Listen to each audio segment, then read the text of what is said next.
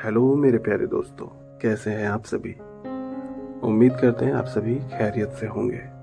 We are queer में फिर से आप सभी का स्वागत है। वी आर क्वेयर एक ऐसा LGBTQ बेस्ड चैनल है जहां आपको हर दिन सुबह 5 बजे खूबसूरत और रोमांस से भरी लव स्टोरीज पोस्ट होती रहती हैं, आपके समक्ष आती रहती है और हर संडे को लाइव आकर आप सभी से खूब सारी बातें भी होती है।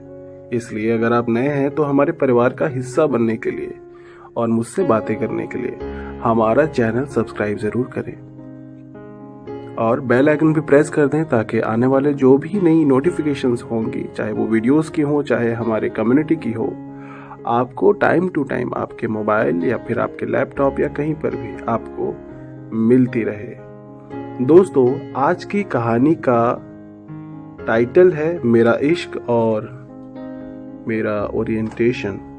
ये कहानी 21 साल के एक लड़के एंड्रयू की है जिसे एक सच्चे प्यार की तलाश होती है।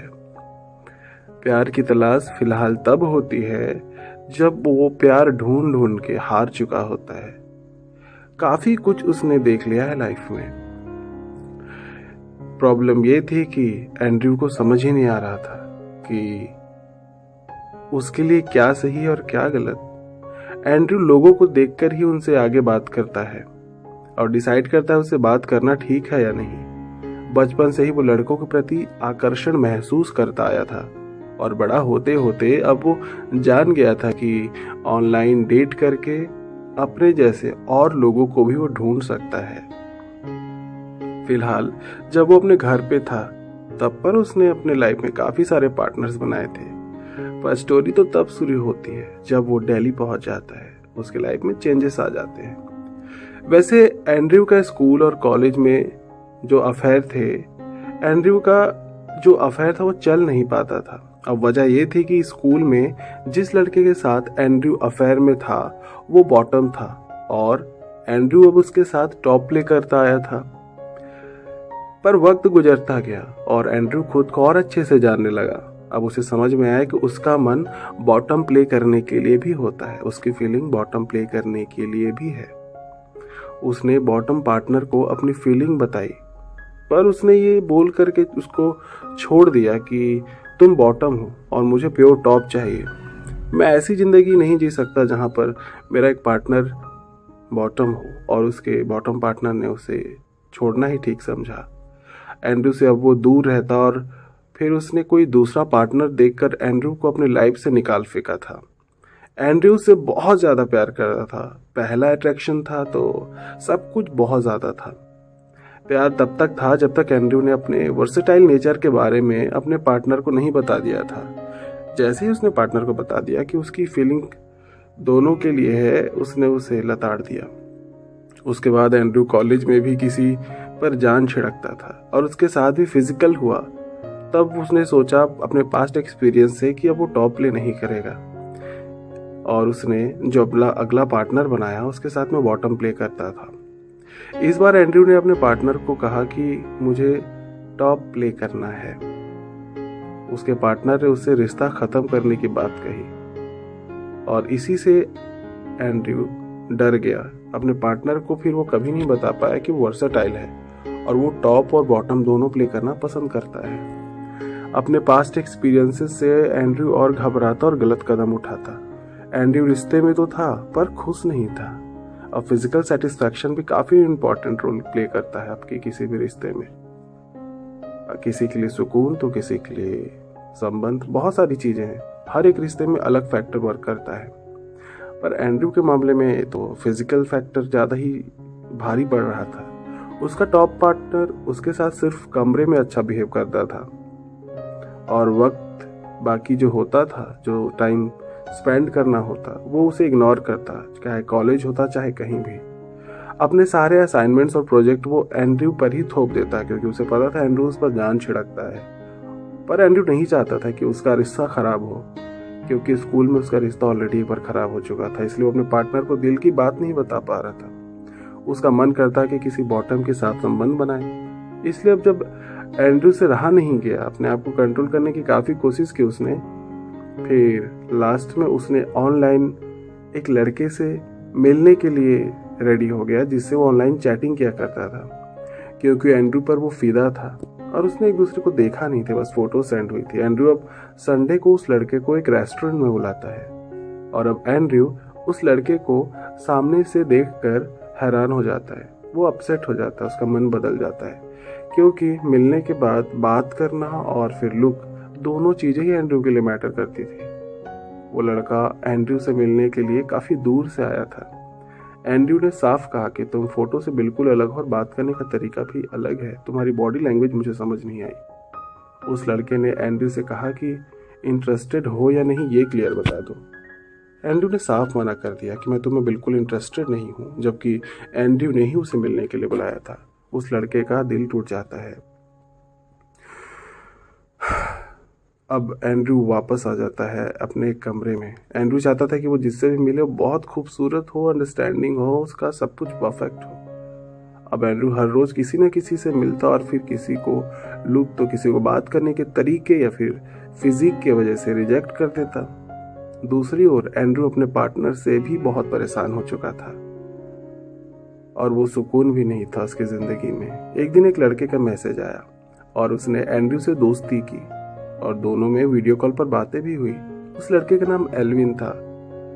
एल्विन देखने में काफी खूबसूरत और बात करने में काफी क्यूट सा लगता था। उसकी बातों में काफी मिठास थी और दिखता भी था कि वो एंड्रू से प्यार करता है। दोनों की दोस्ती शुरू में हुई, दोनों ने एक दूसरे में काफी इंटरेस्ट लिया था।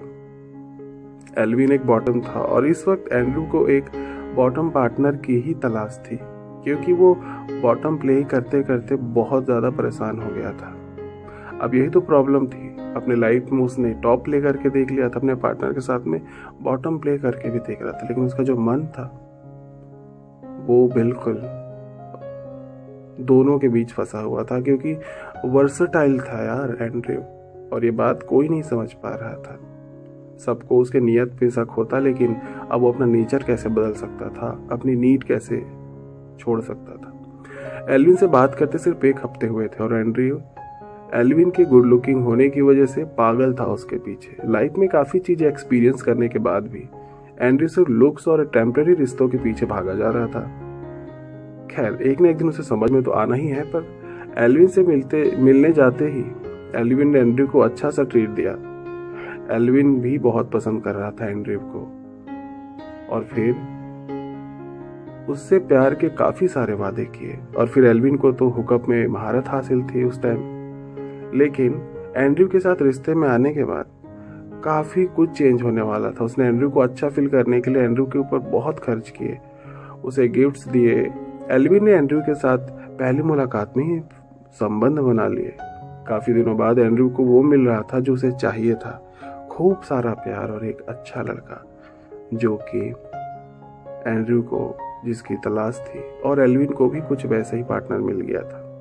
एंड्रू अपने पुराने पार्टनर से भी मिलता और एल्विन से भी मिल रहा था, क्योंकि ब्रेकअप तो हुआ नहीं था। पर धीरे धीरे जब एंड्रू ने अपने पार्टनर को इग्नोर किया, उसके पार्टनर ने एंड्रू से कहा कि अब उसको एंड्रू से अच्छा कोई मिल गया है। खैर, अब जो हो रहा था अच्छा ही हो रहा था कहीं ना कहीं, पर एंड्रू मिस करने वाला था अपने पार्टनर को। और फिर जब दोनों के बीच लड़ाइयाँ होनी चालू हो गई, तो एंड्रू ने भी एल्विन के बारे में सब कुछ सच सच बता दिया और बातें खत्म कर दी अपने एक्स से। एंड्रू एल्विन पर जान लुटाता था और एल्विन काफी खर्च करता था एंड्रू पर। सब अच्छा ही चल रहा था। कॉलेज में एंड्रू काफी बदनाम हो गया था, क्योंकि उसके एक्स ने उसे काफी बदनाम कर दिया था। फाइनल ईयर कंप्लीट होती ही एंड्रू की किस्मत साथ देती है और कैंपस सिलेक्शन से उसकी जॉब दिल्ली में लग जाती है। एंड्रू अब दिल्ली शिफ्ट हो जाता है और अब दिल्ली में रहते रहते उसे लगता है कि एल्विन को भी यहाँ जाना चाहिए। दोनों के बीच काफी बॉन्डिंग जो अच्छी थी। एंड्रू अब एल्विन को भी दिल्ली बुला लेता है अपने पास। दोनों साथ ही रहते हैं और अलग अलग कंपनीज में जॉब करते हैं। लाइफ काफी अच्छी चल रही थी, लेकिन दिल्ली के हवा का जो असर है वो अब चढ़ रहा था दोनों पर। दिल्ली जाते ही एंड्रू जॉब में बिजी रहता है और एल्विन शायद पहले भी एंड्रू को चीट करता था या नहीं क्या पता, लेकिन दिल्ली आने के बाद बिल्कुल बदल चुका था। दिल्ली में एल्विन के काफी सारे गे फ्रेंड्स बन जाते हैं, सारे गे पार्टीज में जाते हैं और मजे करते हैं। एंड्रू ना तो पार्टीज में जा पाता है, ना ही एल्विन को समझ पाता है और ना ही उसे टाइम दे पाता है। एल्विन मानो बिल्कुल बदल गया था। एंड्रू को साफ दिख रहा था कि एल्विन का बिहेवियर, पर एंड्रू खुद उसे रोकना नहीं चाहता था, लेकिन सब कुछ दिख रहा था क्योंकि एंड्रू हर दिन एल्विन से दूर होता जा रहा था और एल्विन एंड्रू के साथ फिजिकल होना ही नहीं चाह रहा था। दोनों ही एक दूसरे से चिढ़ने लगे थे, छोटी छोटी चीजों को लेकर लड़ाइयाँ हो रही थी, फिजिकल तो होते ही नहीं थे। और एल्विन को बिल्कुल नहीं पता था कि एंड्रू वर्सेटाइल है। अभी तक ये सीक्रेट रिवील नहीं हुई थी क्योंकि दोनों ने एक दूसरे को चीट करना स्टार्ट नहीं किया था। और क्योंकि एल्विन ने एंड्रू के बुरे वक्त में काफ़ी हेल्प की थी और केयर दिखाया था, एंड्रू उसको छोड़ना भी नहीं चाहता था क्योंकि उसका प्यार उसे याद आता है। एंड्रू को एल्विन बहुत खूबसूरत लगता था, पर जब शायद एंड्रू चाहता था कि वो बॉटम प्ले करे, वो साथ नहीं दे सकता था क्योंकि वर्साटाइल था और कुछ महीनों तक फीलिंग कंट्रोल तो कर लेता था, पर एंड्रू पर अपने प्रेफरेंस को कैसे चेंज कर सकता था? मतलब जो उसकी नीड है वो कैसे हटा सकता था? नीड तो होती ही थी उसे। एंड्रू को लगता था कि वो रिश्ते में गलत करेगा, पर एल्विन ऐसा कभी नहीं कर सकता। वो खुद को ही कोसता टोकता, और हो भी कुछ चीजें ऐसी रही थी। भले कितने भी दोस्त बना ले, ऐसा एंड्रू सोचता था कि एल्विन चाहे कितने भी दोस्त बना ले, पर दोनों के बीच काफी दूरियां आ ही चुकी थी, वो रिश्ते नहीं बनाएगा। और ऐसा भरोसा भी था, लेकिन दोनों के बीच चीजें भी अच्छी नहीं चल रही थी। कोई भी उस कमी पर काम नहीं करना चाहता था दोनों में से, ना तो एंड्रू और ना ही एल्विन। एक दिन परेशान होकर एंड्रू ने कोई लोकल LGBT पार्टी वाली व्हाट्सएप ग्रुप ज्वाइन कर लिया जहां वो लोकल लोगों से मिल सकता था। और अब उनमें से किसी एक ने एंड्रू को मैसेज किया। उसने अपना नाम रॉकी बताया। रॉकी एक टॉप था और उसके पूछने पर एंड्रू ने खुद को बॉटम बता दिया, क्योंकि यहाँ पर टॉप बॉटम का ही क्वेश्चन चलता है। कोई वर्सेटाइल वाली चीज़ों पर बिलीव ही नहीं करता। सोसाइटी ऐसी हो चली थी कि शायद वर्सेटाइल जो लोग होते हैं उनके साथ कोई फ्यूचर नहीं देख पाता। उनके बिहेवियर पर, उसके नेचर पर लोग थोड़ा डाउट करते ही हैं अभी भी। सेम बाइसेक्सुअल के साथ भी है। खैर, इस स्टोरी में एंड्रू बहुत ज़्यादा झेल रहा था। एंड्रू तो चाहता ही था कि वो किसी से मिले, और उसे अब रॉकी मिल गया था। एंड्रू को लगता है कि एल्विन को पता नहीं चलेगा जब वो उसे चीट करेगा, लेकिन एंड्रू को लगता है कि वो रिश्ते में रहते हुए शायद गलत कर रहा है।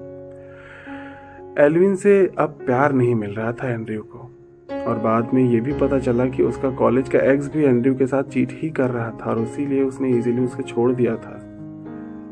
अब जब वो अपने पास्ट को देखता है तो समझ में आता है एंड्रू को कि उसने जिंदगी में जितने भी रिश्ते बनाए सबने धोखे दिए, और उन्हीं से एंड्रू भी सीख रहा था कि धोखा देना कितना ज़रूरी है अपनी नीड के लिए।